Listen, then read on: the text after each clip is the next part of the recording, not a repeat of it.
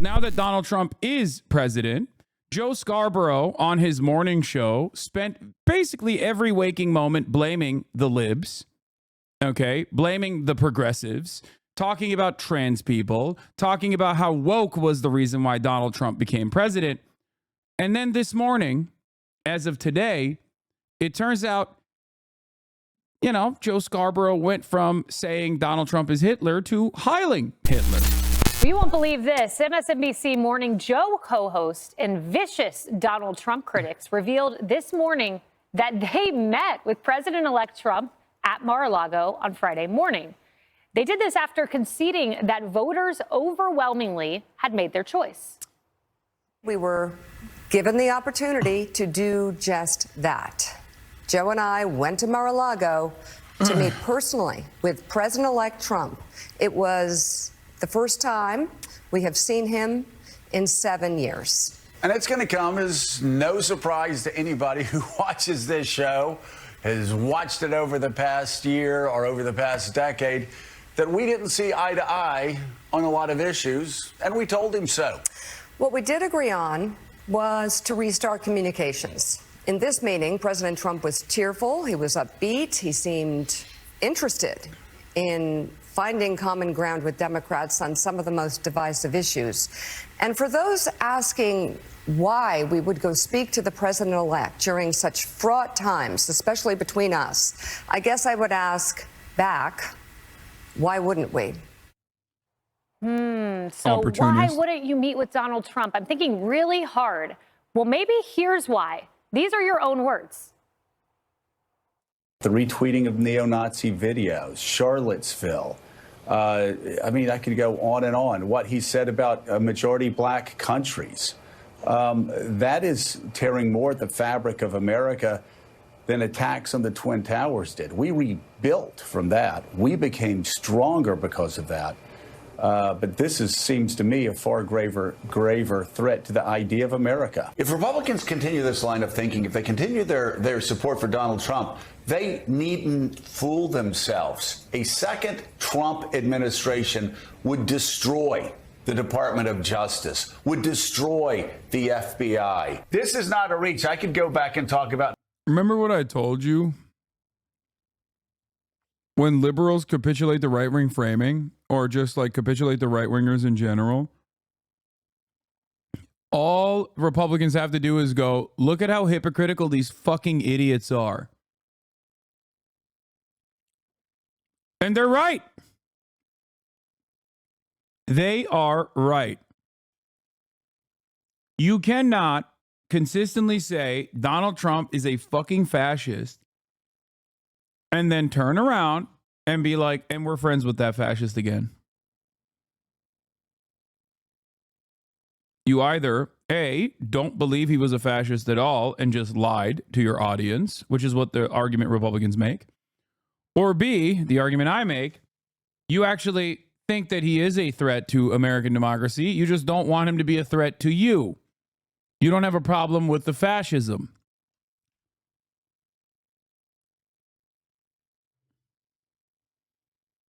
Nazi Germany, and I do it without any concerns whatsoever. And if people can't start drawing the parallels, well, you're just stupid, or you have your head in the sand, or you're one of them. When you look at a Republican nominee, a potential Republican nominee that's talked about terminating the Constitution, he said, terminate the Constitution, arrest political opponents using the Justice Department, assassinate generals that weren't sufficiently politically loyal to him, saying that he was going to take the FCC and bring it in to the White House, and he would decide what networks were on and what networks were not on.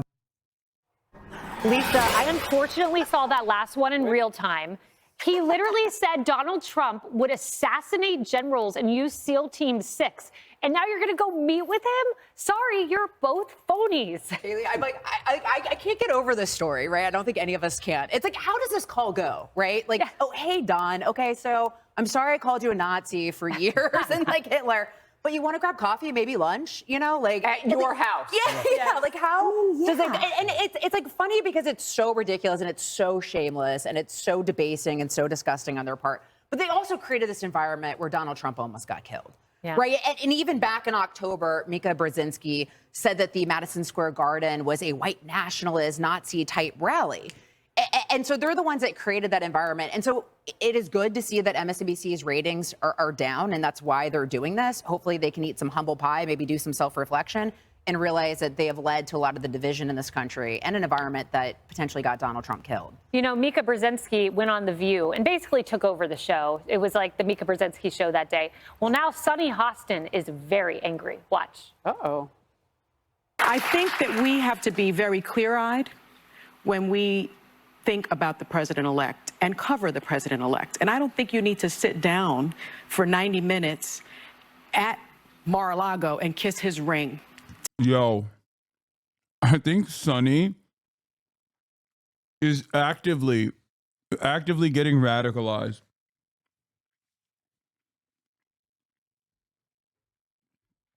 I'm not even kidding. Like, every time I see a clip, she's just like surrounded by some of the most annoying assholes and is like consistently a voice for reason on the panel.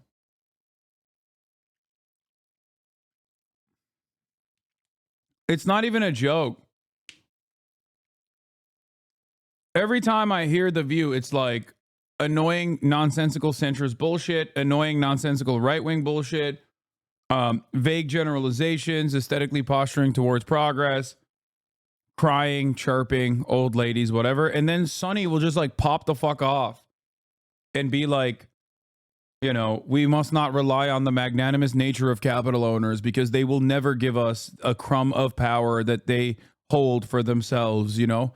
Revolution now, revolution tomorrow. You have nothing to lose but your chains. I'm like, where did this come from? Why are you saying these things?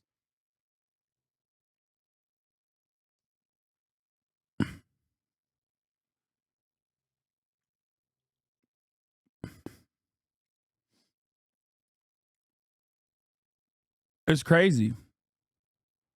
To be able to speak truth and to be able to cover a story.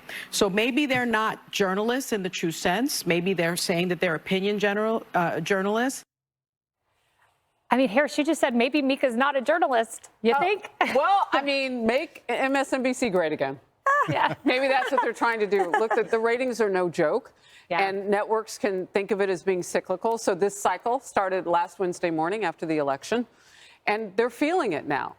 But I just don't understand where they are going to go forward and not admit that they lied. Because if they really thought he was a fascist, a Nazi, and he was getting at Trump supporters with those comments about MSNBC or MSG, the Madison Square Garden.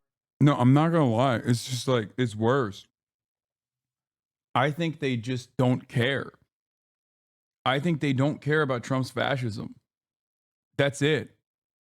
Like, I think that they were, like, I think that they genuinely want to be insulated from the harms that Trump's fascism will inevitably cause American society. They know where society is going, and they want in on it. They want in on the action. They don't want to be fucking harmed in the process. That's what I think, truly, 100%.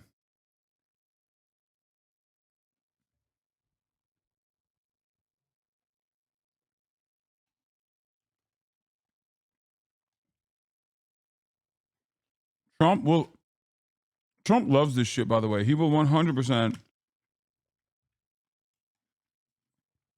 demonstrate humility and grace. False humility and false grace.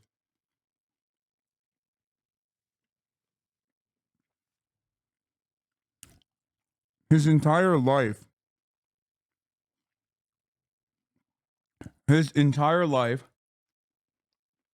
has been desperately seeking out the approval of dipshits like this. They were friends with Donald Trump.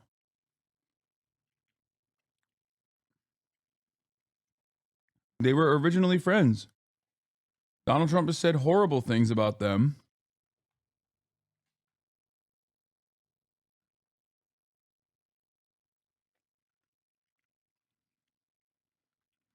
Horrible things about Mika Brzezinski. Horrible things about Joe Scarborough.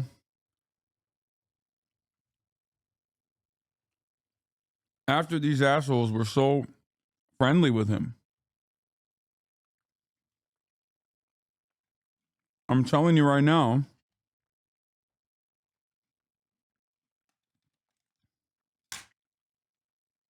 Notice how they're not talking about how this makes Trump a hypocrite? No, first of all, Trump is God. He can't be hypocritical. Okay? And number two, the easiest answer to that is, what do you mean? He's the president. He's going to unite the country.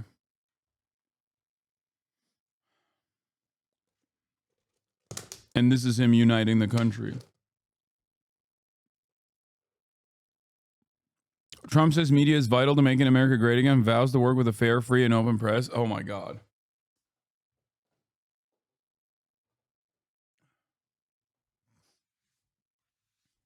Yeah.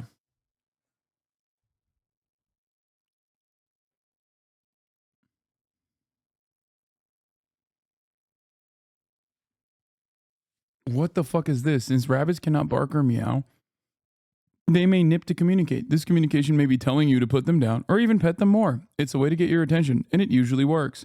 They may nudge or dig at you first. And if that does not get the desired effect, the nip is next.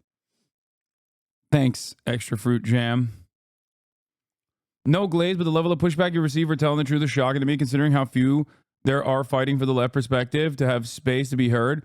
I would have lost my mind had it not been for you and a few others on this platform. The reality is too brutal to face and remain unscathed, and I hate that I have to stand back and watch it unfold. I mean, you don't have to stand back. That's why I say organize. Megyn Kelly's message to Joe Scarborough and Mika Brzezinski: go fuck yourselves with dishonest jokes of faux journalists. What an absurd farce that was. Which one was insincere? He's Hitler, or he's going to speak truth to power and find a way to working with Donald Trump? Which one was a lie? We also let him know that we will continue. Ironic, because Megyn Kelly herself did this exact same grift. To speak truth to power and push back hard when called for. Oh, please. As we have with all presidents. Don't be mistaken. We're not here to defend or normalize Donald Trump. We're here to report on him. I searched for a way to respond appropriately, and I called on my 10 years as a litigator in addition to my now 20 as a journalist, and I think I found the perfect phrase: go fuck yourselves. Go. Oh, Glenn Greenwald. God damn. His fucking right-wing pivot is just always gross to see.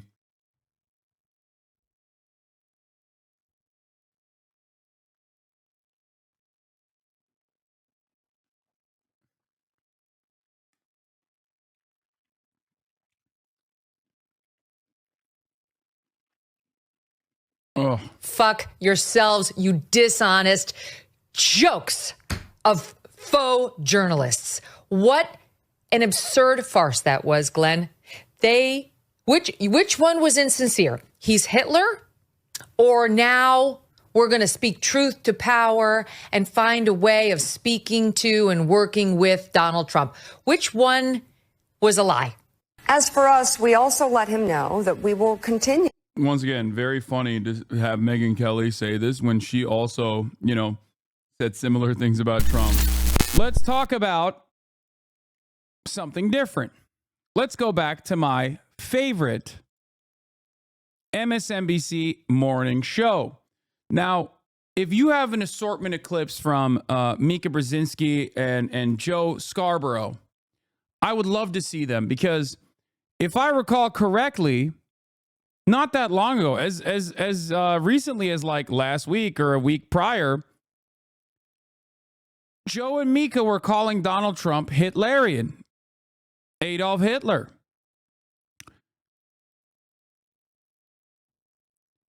Now, they have a very different attitude about Donald Trump. If you want the full video, it's on the playlist. No, before the full video, I want Joe Scarborough and Joe Scarborough talking about Donald Trump and resisting Donald Trump. let's find a clip. Let's see if I can find one real quick.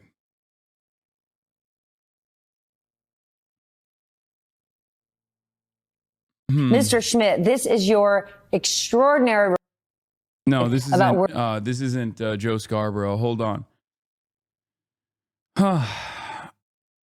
Because Joe Scarborough and Mika Brzezinski had openly stated time and time again. One show that's more responsive. That's okay. I don't want. I want clips. I want the clips. Does anyone have clips? Can you find me some clips of Joe Scarborough talking about Trump being Adolf Hitler? Because I know that it exists because I remember watching it. Okay. Oh, here, perfect. People in the media have a responsibility to really tune out the voices of the haters, of the people that are constantly double and triple checking and shilling for him and suggesting that somehow they're being biased, bending over backwards, treating him like a normal candidate. He's not a normal candidate.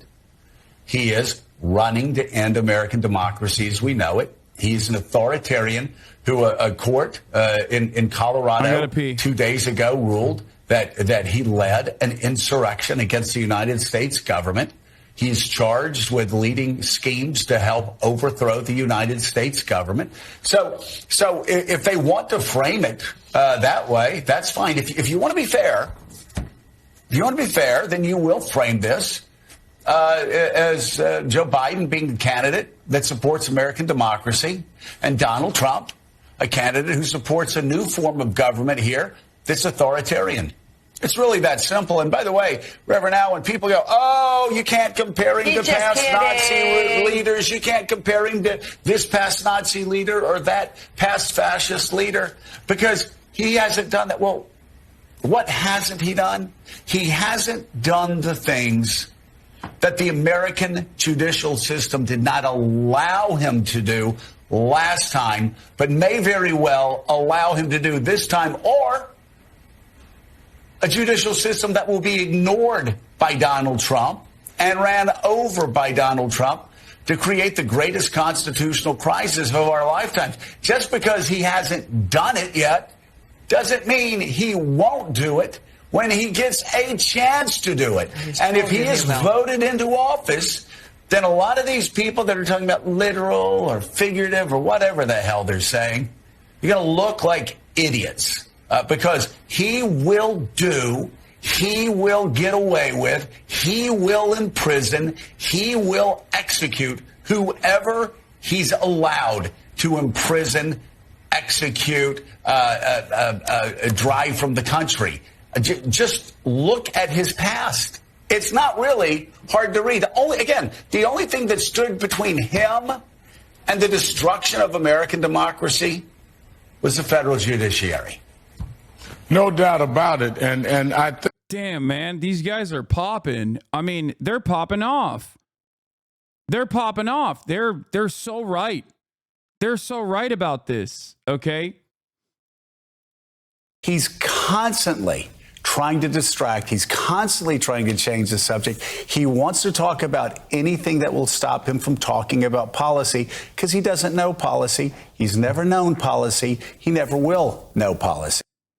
It's just like, damn, they're really popping off on this stuff. Let me see. Hold on. I want to see more from Joe talking about, before Donald Trump becomes president. Let's see what else he had to say. Won in 2016, and that was because of white voters. And I think part of this race-based fear rhetoric is that on some instinctive level informed by the top lines of polling is that he thinks white people aren't scared enough in these places in the upper Midwest. And so you talk about Haitians taking over Springfield. And in a lot of these speeches he gave over the weekend, they were in those states where he's trying to scare the crap out of white voters to try to get them back because he can't believe that Kamala Harris is doing as well with them as she is. And again, saying they're going to come to your kitchen or your house and slit your throat. That's That's where he's gotten. Can you imagine? First of all, it's hard to project this onto any other country because of the unique place and the unique role that the United States plays in global affairs. But could you imagine us following a campaign in the UK, in France, in any major industrialized country where somebody who is tied is running around talking about the eating of dogs and cats, talking about people coming to your houses and slitting your throats, talking about a day of celebrating a day of violence, talking about being a dictator for a day. I mean, we could go down the list.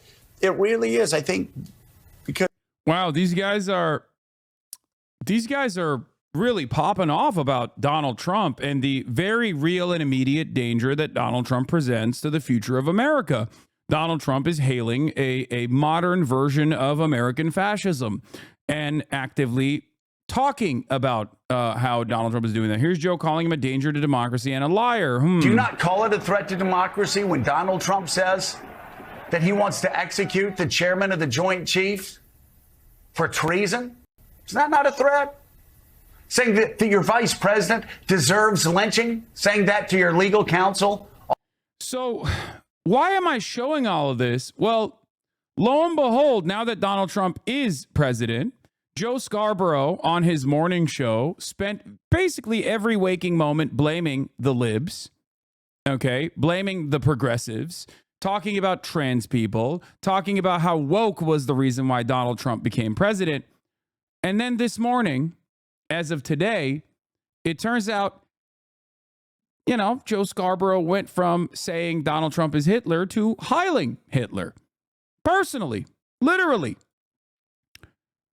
They went from calling Donald Trump Hitler to heiling Hitler in less than a week. These people hate progressives who advocate for free college and free healthcare more than people who want to do mass deportations. They've only been complaining about the left this Political past leaders month. over the past. Lo and behold, Joe Scarborough and Mika Brzezinski, two people that were directly connected to Donald Trump in very meaningful ways for years and years and years, have rekindled that relationship once again. Rekindled that relationship once again. It turns out they don't mind how much of a fucking fascist Donald Trump is. This week, Joe and I have heard from so many people, from political leaders to regular citizens, deeply dismayed by several of President-elect Trump's cabinet selections, and they are scared. Last Thursday, we expressed our own concerns on this broadcast and even said we would appreciate the opportunity to speak with the president-elect himself. On Friday, we were given the opportunity to do just that. Joe and I went to Mar-a-Lago to meet personally with President-elect Trump. It was the first time we have seen him in 7 years. Now, we talked about a lot of issues, including abortion, mass deportation, threats of political retribution against political opponents, and media outlets. We talked about that a good bit. And it's going to come as no surprise to anybody who watches this show, has watched it over the past year or over the past decade, that we didn't see eye to eye on a lot of issues, and we told him so. What we did agree on was to restart communications.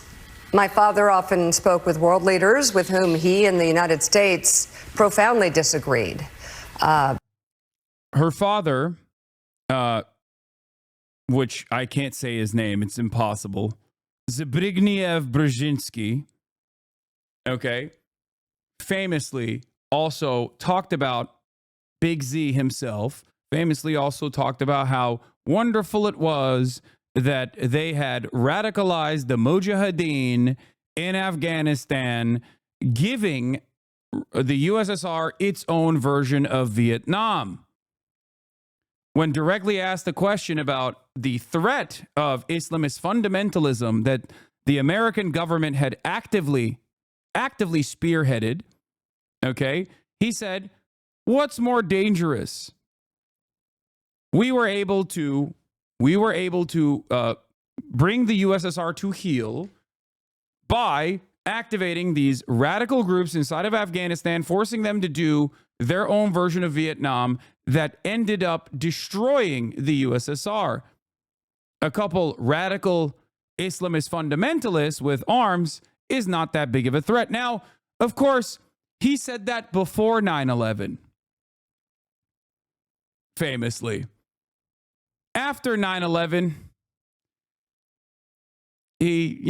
I wonder what his opinion was. I think he ran away from that interview. Okay? But that's neither here nor there. Big Z is just one of many different villains that has worked in the American administration.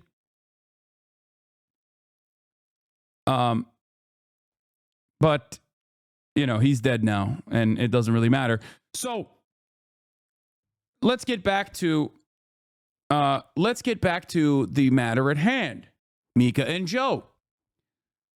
I showed you guys all of the times when they were like, this guy's Hitler, this guy's Hitler, this guy's Hitler. And now they're saying they're having a cordial relationship that they have restarted with Adolf Hitler. So the question remains, were they lying when they said Donald Trump is Adolf Hitler? If you're a right-winger, you're going to point to this and say, of course they were lying. See? There it is. These guys don't believe anything that they're saying. And the right-wingers are, to a certain degree, correct. That they don't necessarily believe that Donald Trump is Adolf Hitler. They are correct on that. However, as someone looking at this from the outside, I do believe that Donald Trump is a fascist. I just simply think they don't care. I think they do not care that Donald Trump is a fascist because they want to keep their cushy media jobs. They want to keep their waning influence, okay? And as ratings fall apart in a disastrous fashion for the likes of MSNBC and CNN, these brown nosers are trying to desperately cling on to any crumb of relevance they can. If they didn't care, why would they keep ringing alarm bells about it constantly before, though? Great question. But if they do care, why are they now capitulating? That's it. It's because liberals are showing their bellies, okay? Understand. This is why I said, looking at exactly what German liberalism looked like in the build-up to Nazi Germany, okay? German business owners, German capitalists, and their participation within the rise of Nazi Germany, as his rise to power, okay? Liberals actively collaborated with the Nazi movement against communists, trade unionists, and socialists alike. And history is unfolding once again. It's repeating itself once again. These are the liberals that have now decided, okay? These are the liberals that have now decided that they would rather collaborate and collude with the fascist resurgence in this country than to actively resist it. This is why I also said things will be different this time around. Okay? When many people were talking about resistance liberalism and what that's going to look like, is it going to look exactly like 2016 when everyone immediately actively started talking about how they were going to resist against the Trump administration the first time around? I told you that it's not going to happen. Donald Trump has been president for 4 years already. These people are just going to treat him like any other Republican president. And in some respects, he is just like any other Republican president. And in many cases, he's not. He's a logical conclusion to right-wing reactionary attitudes, sentiments, and anger. Okay? And the resistance, never Trump Republicans, the resistance liberals are not going to be as active as they were in the media. They are going to look to find common ground with Adolf Hitler. They are going to look to find common ground with Adolf Hitler and purge Adolf Hitler's enemies. Okay?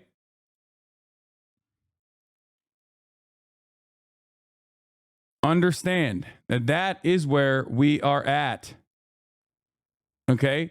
I'm not going to watch a 30-minute podcast from Three Arrows about America's coming Weimar moment because unfortunately it's not great to watch on stream, even though this is a fantastic piece. I like Three Arrows quite a bit. As you guys know, we've collaborated many times in the past.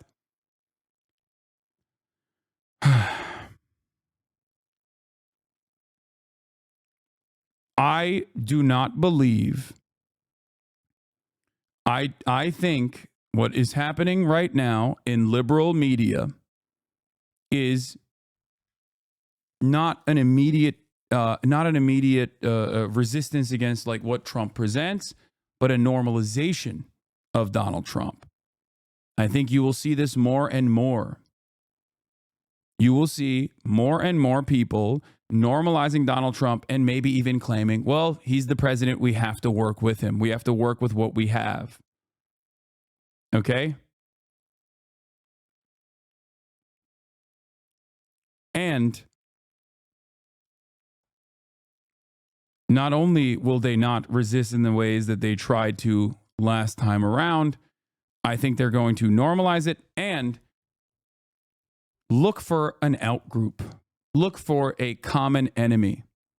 And for a lot of these people who are already former Republicans themselves, like Joe Scarborough literally is a Republican, the common enemy will be marginalized people, defenseless people, trans people, undocumented immigrants, and the left as a whole. Okay? This is exactly what happened in Nazi Germany to a fucking T. This is exactly what happened.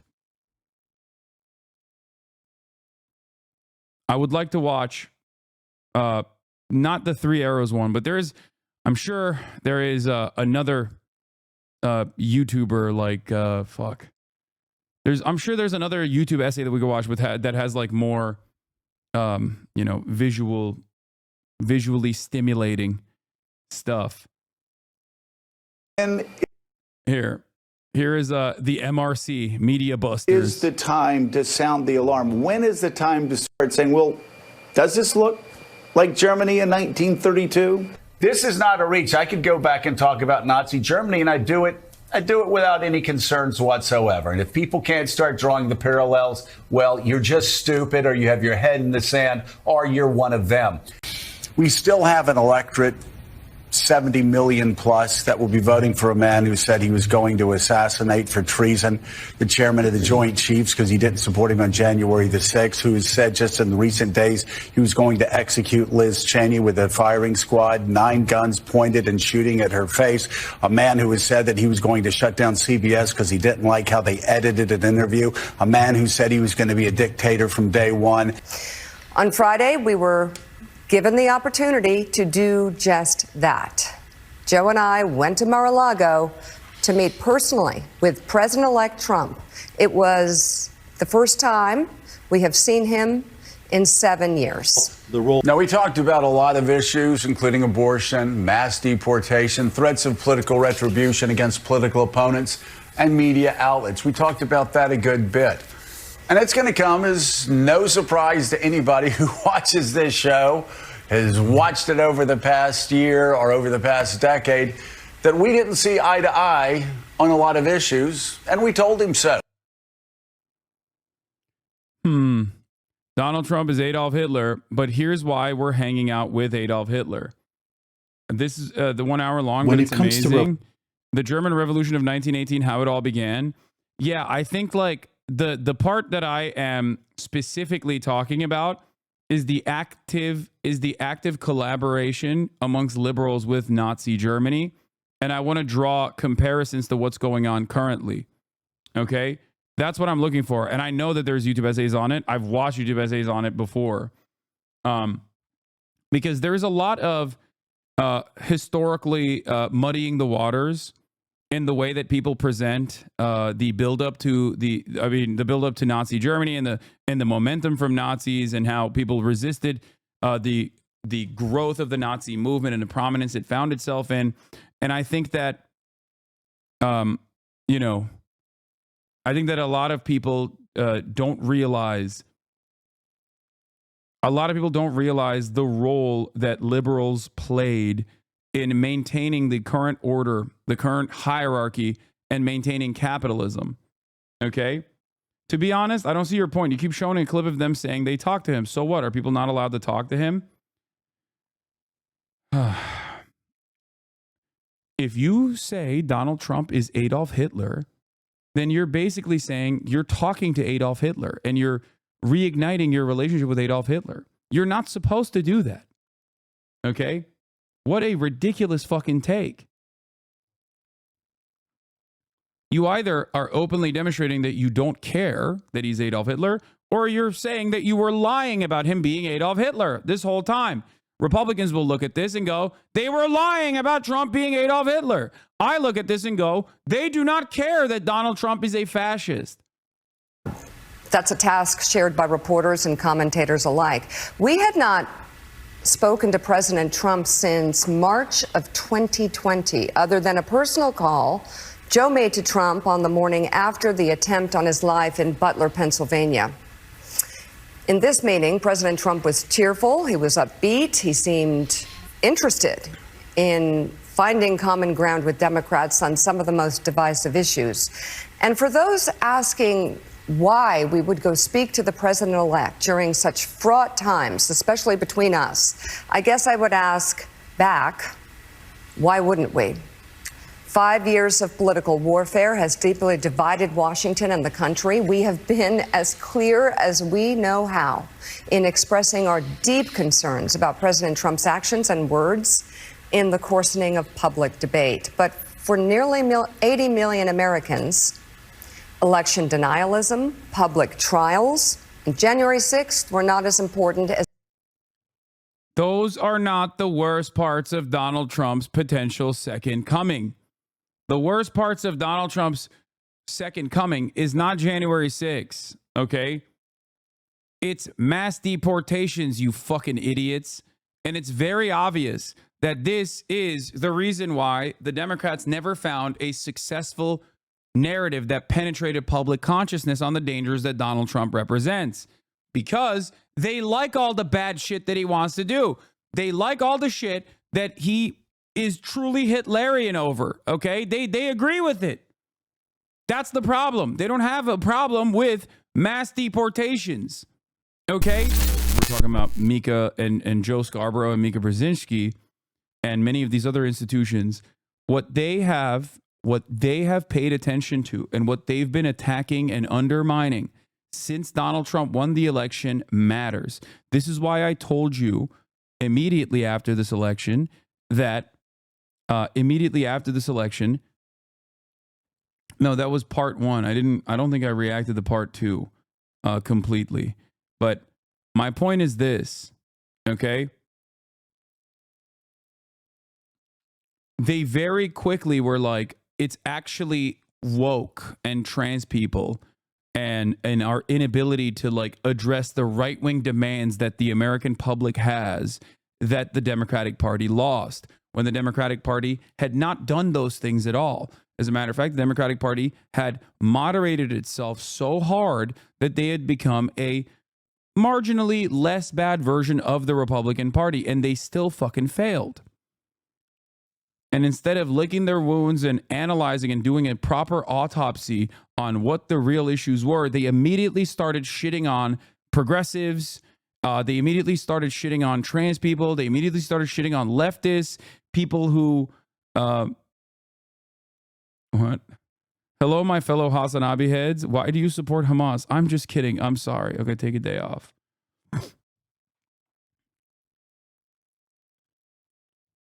This is why I actively talked about Bill Maher's sentiment yesterday. What Bill Maher was talking about was so ridiculous, because what Bill Maher was saying is no different than what Republicans have been saying. What you were hearing from MSNBC and CNN alike was no different than Fox News or even the likes of Ben Shapiro. The idea that like wokes and pronouns and Latinx is what caused the Democrats to lose this election. Okay? It was deeply unserious and completely ridiculous. Okay? As the issues that moved them to send Donald Trump back to the White House with their vote. Joe and I realize it's time to do something different. And that starts with not only talking about Donald Trump, but also talking with him. Yeah. Thank you for demonstrating the endless liberal attitude that if you can't beat him, you join him. Okay? That is the point. Nothing has aged worse than this thread. Hate to be that guy, but resistance liberalism is probably the most successful anti-fascist campaign in America since the 1940s. Yes, it doesn't follow the normal mold of also being a left-wing movement, but it is fundamentally an anti-fascist movement, this guy said on October 25th, 2024. It combines people from across the political spectrum, unifying them on a single goal, defeating fascism. Like, I genuinely don't know what else you can call a coalition that spans from AOC to Dick Cheney than an anti-fascist coalition. This is a fast track way to be wrong. If you are just like ideologically rudderless, if you simply are repeating whatever the fuck the party is saying without ever having an opinion of your own, you will be lost in the fucking sauce. You will say things like Dick Cheney is an anti-fascist. Dick Cheney is a fucking fascist. Dick Cheney is a bigger fascist than Donald Trump. What the fuck are we talking about? At least Donald Trump last regime. Last regime Donald Trump was a proto-fascist. Dick Cheney had always been a bigger fascist than Donald Trump's last regime.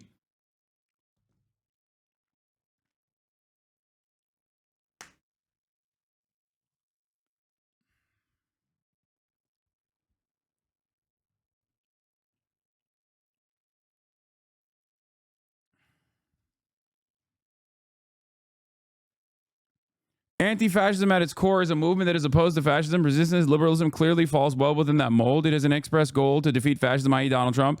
It does not have a consistent economic, social, or international policy regimen. Its only unifying policy is opposition to fascism. Resistance liberalism is an anti-fascist coalition. It just doesn't take the aesthetics of a normative anti-fascism. And because of that, it has been much more successful than it might have otherwise been. I know some people wanted a grand anti-fascist coalition that unifies the left, makes it popular, and cements social democracy and the general left permanently in American politics. Instead, we got a highly educated, highly suburbanized, largely upper middle class, wealthy white anti-fascist movement that has been incredibly electorally successful. Now, he was saying this on October 25th, 2024, in the lead up to this election. And what is so insane about this statement is that the anti-fascist movement that he was talking about was also playing along with their own version of mass deportation, just a lighter version of that. So how the fuck were they anti-fascist when they were just like marginally less bad than Donald Trump? Yes, this thread is a response to David Austin Walsh tweet that I thought was really quite dumb. I added more here, by the way.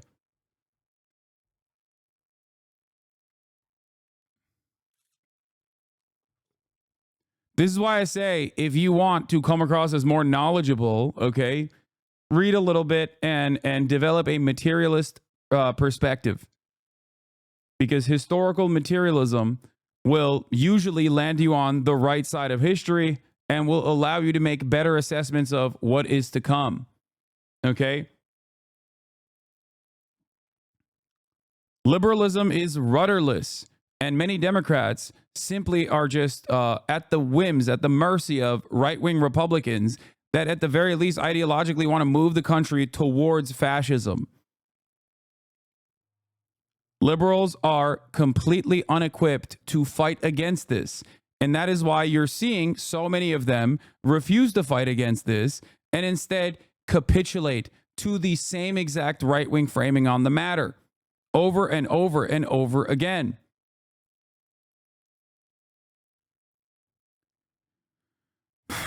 On November 21st, 2022, the New York Times published its very first article about Adolf Hitler. It's an incredible read, especially its assertion that Hitler's anti-Semitism was not so violent or as genuine as it sounded. This attitude was apparently widespread among Germans at the time. Many of them saw Hitler's anti-Semitism as a ploy for votes among the German masses. Okay? But the really extraordinary part of the article is that the 3 paragraphs on anti-Semitism. Brown acknowledges Hitler's vicious anti-Semitism as the core of Hitler's appeal and notes the terrified Jewish community was fleeing from him, but goes on to dismiss it as a play to satiate the rubes that he bolded himself.